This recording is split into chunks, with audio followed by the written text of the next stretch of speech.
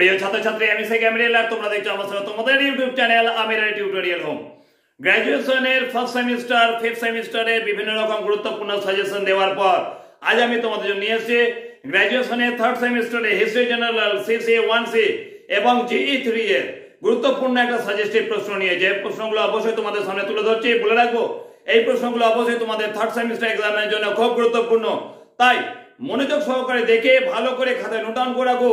দেওয়া তোমাদেরকে গুরুত্বপূর্ণ প্রশ্নগুলো, এই প্রশ্নগুলোকে অবশ্যই তোমাদের থার্ড সেমিস্টার এক্সামের জন্য প্রস্তুত করে রাখতেই হবে।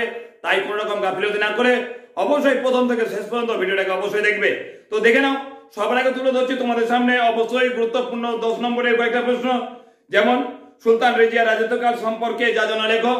করে রাখবে শাসক হিসেবে গিয়াসউদ্দিন বলবনের কৃতিত্ব আলোচনা করো।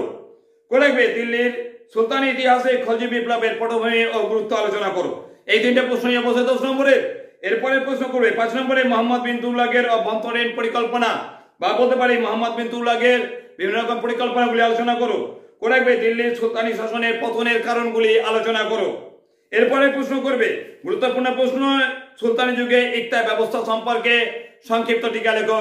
5 নম্বরের প্রশ্ন অবশ্যই করে রাখবে সুফি আন্দোলন সম্পর্কে একটি নিবন্ধন লেখো। এটা অবশ্যই তোমাদের 10 নম্বরের। করে রাখবে বিজয়নগরের সংস্কৃতির বিবরণ দাও, এবং করে রাখবে বাহমনি রাজ্যের উত্থান সম্পর্কে সংক্ষিপ্ত আলোচনা করো। করে রাখবে এরপরে 5 নম্বরের প্রশ্ন, তালিকোটা যুদ্ধের ফলাফল কি ছিল। এটা করে রাখবে অবশ্যই 5 নম্বরের। করে রাখবে পরের প্রশ্ন, পানিপথের প্রথম যুদ্ধের গুরুত্ব আলোচনা করো 5 নম্বরের, এবং করে রাখবে পানিপথের দ্বিতীয় যুদ্ধের গুরুত্ব আলোচনা করো। এটা অবশ্যই 5 নম্বরের।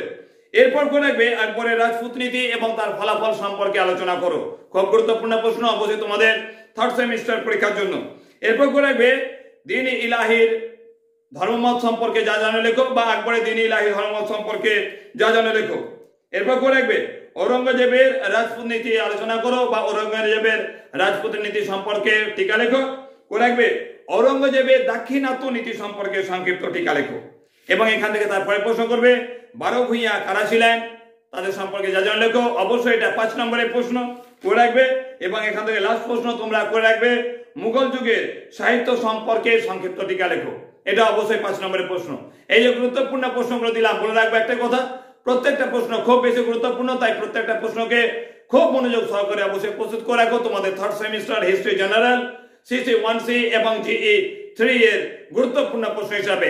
এগুলোকে অবশ্যই খাতা নোট ডাউন করে রাখো। এবং একটা কথা বলে রাখি, এখান থেকে যে 2 নম্বরের গুরুত্বপূর্ণ প্রশ্ন পড়বে, সেই প্রশ্ন এবং তার উত্তর এজ এ সাজেস্টিভ আমি খুব শীঘ্রই তোমাদের সামনে নিয়ে আসি। তাই অবশ্যই চ্যানেলটাকে সাবস্ক্রাইব করে অল বেল নোটিফিকেশন অবশ্যই প্রেস করে রাখবে।